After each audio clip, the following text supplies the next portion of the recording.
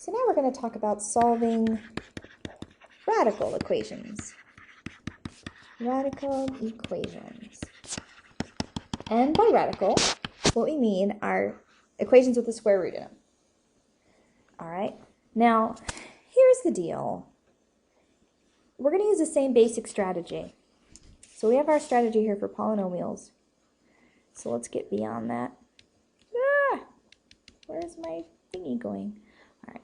So we're going to use the same basic strategy there, but here we go. Polynomials. Now let's look at radicals. To solve radicals, you're going to want to use the isolate and destroy method, right? You're going to get some kind of equation with a square root sign in it, and you're going to want to get it by itself and destroy it. So think about how you get a square root sign is you square it. So we're going to take the square root sign, get it by itself, and then we're going to square it. Now here's the rub. So we have compared this isolate and destroy method to getting the bully by himself with his friends aren't around and then hitting him over the head with something. Well, radicals have something up their sleeve. And I'm going to put here, watch out for the sucker punch. And this is what happens. Sometimes whenever you solve these radical equations, the isolate and destroy method, it works fine, but sometimes what it accidentally does is it can give you fake solutions. So you can get fake solutions. So what we have to do is you absolutely have to check your answers. Because, you know, like usually in math, they're like, blah, blah, blah, solve and check, and you solve, and you're like, checking's for sissies or whatever, and you never actually check your answer. Here you have to because of the sucker punch. These guys have a sucker punch. You'll get two answers, and you'll be so proud of yourself, and then you'll find out that one of them is wrong.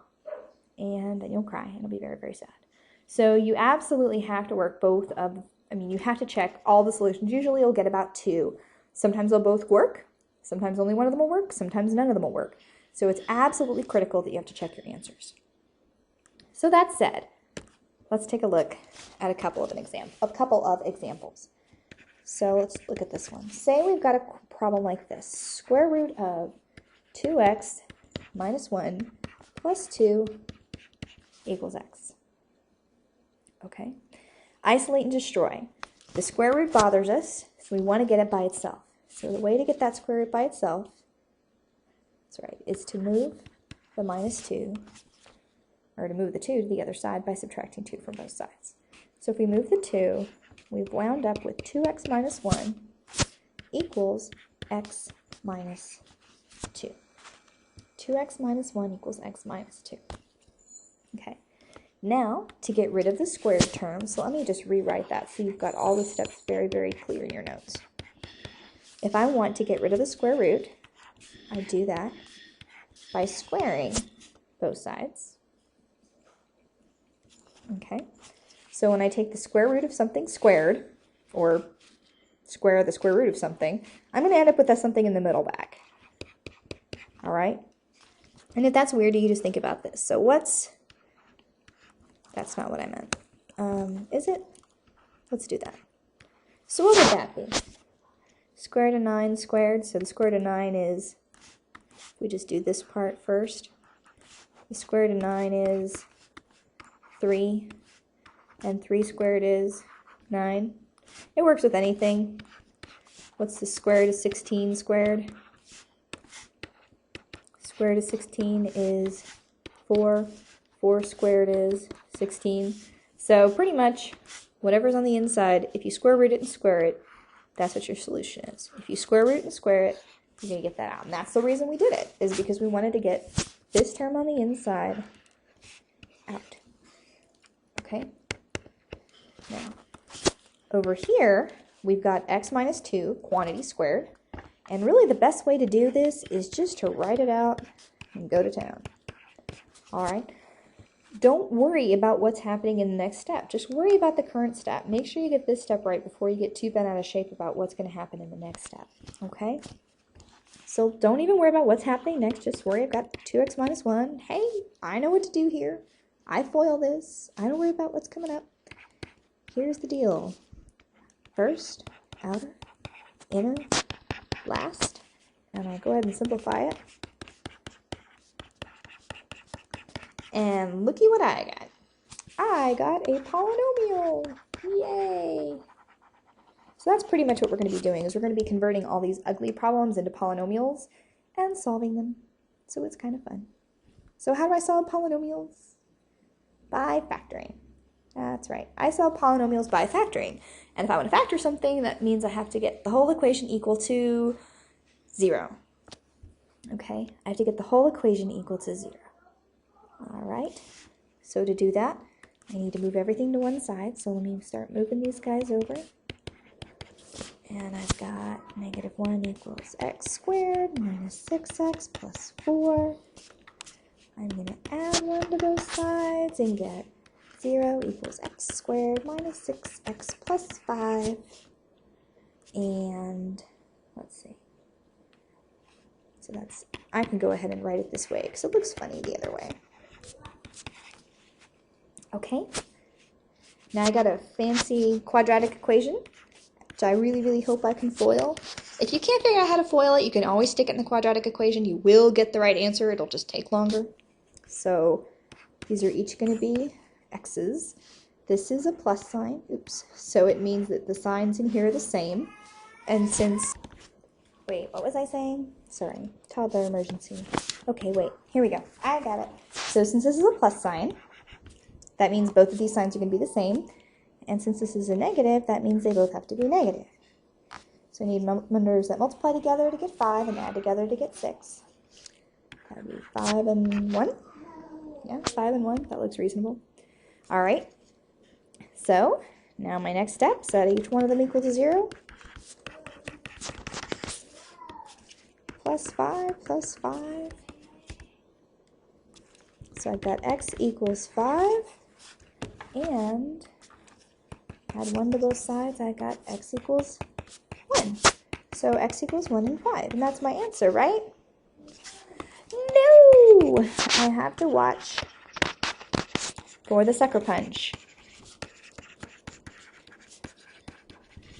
All right. So see, here's what's going to happen. Look at all this work you've done. Here, all the way down to here. Honestly, by the time you get here, you'll just be so happy that you have a solution that you're just going to leave it. So this is what you want to be careful about. You really want to go check these out. You want to check them, but not only do you want to check them, you want to check them against the original equation, all right? So write that somewhere. Always check against original equation, not just anywhere along the way. Original equation. All right. And in fact, I'm going to go ahead and copy that. And hopefully this will work. I'll go and paste it into our little strategy thing here. Paste. All right. So make sure you've got that somewhere. Always check against the original equation. Okay. Easier for me to do probably than you right now, but anyway, now you've got it. Okay, so my original equation was this thing, this root 2x minus 1 plus 2 plus equals x. All right. So I'm going to rewrite my equation. Square root of 2x minus 1 plus 2 equals x. So I'm going to check for x equals 1, and I'm going to check for x equals 5. And I hope that at least one of them works. If it doesn't, I'm going to cry. So that doesn't mean I did anything wrong, it just means that there's no solution. So I'm going to substitute an x for 1, so where I see an x, I'll put a 1. Now we want to say, does that equal 1? So we've got square root of 2 minus 1 plus 2. Does that equal 1? I don't know. Let's find out. Does that equal 1? This is not looking good. Oh man, really? No, that equals 3. Alright, so unfortunately what this means is that x equals 1 is not a solution. Makes it very, very sad. All right. So let's try it again. Let's hope the 5 works. 2 times 5 minus 1 plus 2. Does that equal 5? Let's check it out. We got 10 minus 1 plus 2. Does that equal 5? So we've got 9. Root 9 plus 2. Does that equal 5? Oops. I'm crazy. Does that equal 5? 3 plus 2. Does that equal 5? And the answer is yes. And we're super happy because it means that for realsies, our answer is x equals 5. And that's a good solution. Okay, so you always got to remember to do that, to go check it, just to make sure it works. Okay. Whew. Take a break if you need to, because we're about to attack an even bigger problem. All right.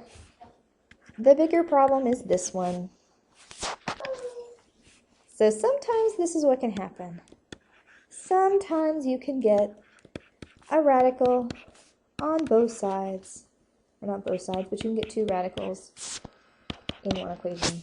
They're joining forces. It's very, very scary. It doesn't mean that you can't solve it. It just means it's going to take longer. It just means you have to work that much extra harder. It means you got to want it. You really got to want it to solve this problem because it's just going to take a lot. So if you're not well rested, push pause, come back, come work this problem in a minute because it's pretty crazy. All right. So what we're going to do is we're still going to do isolate and destroy. And destroy. Except we're going to have to do it twice. Alrighty, so we're going to take the square root thingy. This one is the one we're going to focus on. We're going to focus on this guy right here. We're going to do whatever we can to get him by himself. We're going to take care of this guy. Once he's out of the picture, then we'll focus on this guy. Okay, but not yet. So actually I'm going to do all that because it's messy. Alright, so we're just going to take care of this first guy because, I don't know, he looks more vulnerable. We can move the x plus 4 over this way.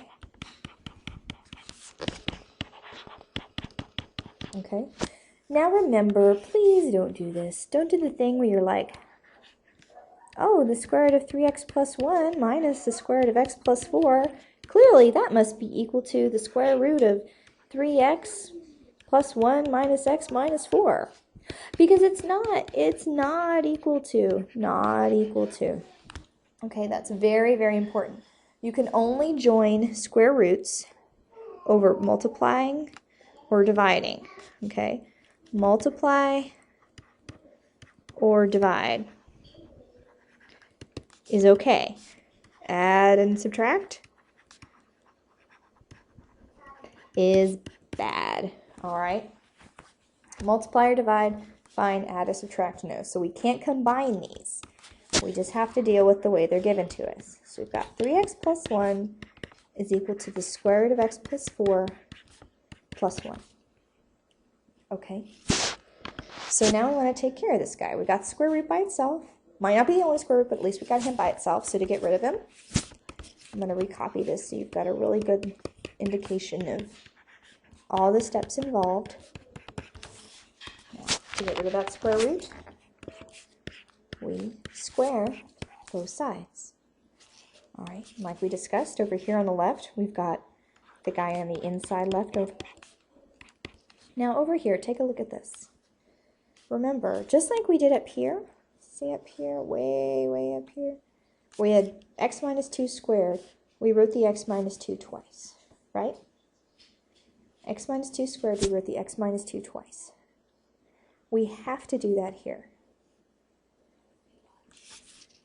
We have to write this twice. Okay, so I don't want you to be tempted. Don't be tempted to say, well, I'm going to go ahead and apply the squared here and get rid of that square root. Or whatever. This squared is not equal to that, because the square happens to the whole thing. Here, up here in this example, the square happened to the whole thing, but the whole thing was square rooted. So when I squared the square root, it did go away. Down here, or over here on this side, the squared is happening to the whole thing, but the whole thing is not squared. The whole thing has a plus sign on the outside. Something else is going on here. It's not just as easy as the square root of a square. It's more complicated than that. So you can't let yourself take this route, because it's just going to lead you to heartbreak and sorrow. So you really want to focus on doing that correctly. You've got to force yourself, even though you're going to say, but it'd be so much faster if I did it the other way. Yeah, it'd be faster, but it'd be wrong. Okay? So you really want to be careful on not doing that. Okay, so let's take a look at what's going on here. We got the 3x plus 1. That's pretty straightforward. Now we got the FOIL method. So first, all right, root x plus 4 times the square root of x plus 4. All right, that's kind of like what we had up here, right? Maybe, maybe not. Maybe we didn't write it out like that. I'll write it out over here just in case. So just to make sure you got it, think about, well, what's the square root of 9 times the square root of 9? And what's the square root of 81? Which is 9, right? Similarly, the square root of x times the square root of x is the square root of x squared, which is x. Okay, so the point is that if you're multiplying two things with a square root together, if these numbers are the same, you can just go directly to this last step. Root x times root x is x. Okay, so by the similar token, root x plus 4 times root x plus 4, we have root x plus 4 times root x plus 4. That's going to be directly equal to x plus 4. Okay, so we've got first, root x plus 4 times root x plus 4 is equal to x plus 4. In fact, let me write that in blue so we can kind of keep track of our colors. X plus 4. All right, then we've got outer 1 times root x plus 4. Outer, inner 1 times root x plus 4. And then last, 1 times 1. So that's 1 from there. All right, now we're going to combine like terms. Make sure you're comfortable with that, because that looks really strange. So redo it a couple of times if it looks odd. Make sure you feel comfortable with that. 3x plus 1 equals x plus 5. 4 and 1 is 5. And then we've got x plus 4 plus another x plus 4. So that means in total we have 2 root x plus 4s. Okay. And we keep going. We've got basically a polynomial, but a square root in it. So we've got to get the square root by itself. Now we're kind of back to step 1 again. So what we need to do is we need to get the square root by itself. So remember I promised you a long time ago, it seems like forever ago now, that we want to get this square root by itself? We still do. So best way to do it is just to get started. Let's move the x over. So we've got 2x plus 1 equals 5 plus 2 root x plus 4. And I'm going to move the 5 over. So I've got 2x minus 4 is equal to 2 root x plus 4. Now, you haven't completely isolated him yet, right? He's still here, but he's got this dumb old 2 out front. The best way to get rid of the 2? Divide it. Okay. Now, don't go all crazy crossing stuff out. All right, remember we talked about this. Here's the rule. Remember, if you can't factor it out, you can't cross it out. So force yourself to factor a 2 out of the top and make sure you're doing that effectively. X plus 4. Okay. Now that you've factored it out, now they'll cross out. And we've got x minus 2 equals root x plus 4. So guess what we got? We got it isolated. Guess what we get to do now? We get to square both sides. Isn't that exciting? Oh, we get to square both sides. So let's do the right side first because that looks easier. Square root of something squared is the something inside. This over here, we're going to have to write it twice and FOIL it out. X squared minus 2x, inner minus 2x plus 4 is x plus 4. And now we've got a polynomial. Yay! So that means one of our polynomial strategies will work soon. So we've got x squared minus 4x plus 4. Do you feel like we've been doing this problem for ages? Ages and ages, because I do. Minus x on both sides. So we've got x squared minus 5x plus 4 equals 4. Subtract 4 on both sides and get x squared minus 5x equals 0. We go, now what do? So we go look at our strategies. Back up to our polynomials. We've got reverse FOILing. We can't do that one. We've got grouping. We can't do that one because we don't have 4 terms. So that means we must have to factor out like terms. So if we're factoring out like terms, the only thing they have in common is an x. So that's what we factor out. Now that we factored it out, we set each term equal to 0 and solve for x. So we get x equals 5. So does that mean this is our answer? Does it? No. After all that work, we've got to watch out for the sucker punch. And this is why I call it a sucker punch. Because honestly, aren't you just completely exhausted and you don't want to do this problem anymore? So what you're going to do is you're going to be so happy that you're done and you have this answer. You're just going to stick it in and say the answer is 0 and 5. And then it's going to say, nope. Like, I got it wrong, but I'm looking at it. I just spent the last year and a half of my life doing this problem. You're going to tell me the answer's not right? Yep. Just want to tell you the answer's not right. This is actually not right. You got to go work it out. You got to do more work. You have to check. Check it. Check your answer. All right. So let's get the original problem. Remember, we always refer back to the original problem. 3x plus 1 minus root x plus 4 equals 1. All right. And we're going to test it for x equals 0 and for x equals 5. So we've got square root of 3 times 0 plus 1 minus the square root of 0 plus 4. We want to know, please, does that equal 1? Note that even if it does, you still have to check both answers because they both could be right. 0 plus 1, 0 plus 4. Is that equal to 1? We'll find out eventually. 1 minus root 4, and this is not looking good. 1 minus 2, is that equal to 1? No. It's equal to negative 1. This really gets irritated. No. This is not a stupid answer. Let's hope this one works.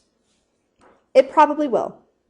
Usually you'll get one answer, but I don't want you to guarantee it, because you know what? Sometimes they both cancel out. And sometimes they both work. So just because you find one that works doesn't mean you can stop. You absolutely have to check all the solutions. And even if you can remember to check the solutions, you also want to make sure you do it right. Because this is what happens is you're like, oh, this is going to be 12. And then you don't know why you did it. And the answer's wrong and you want to cry. So be very, very careful when you're checking your solutions because you hate for it to be right and then for you to do something funky and then you get the wrong answer again. All right. So we've got 16, except I can't add. See, like that. 15 plus 1 minus root 9. Is that equal to 1? 16 minus, I guess I can call that a 3. Is that equal to 1? 4 minus 3. Oh, that's looking good.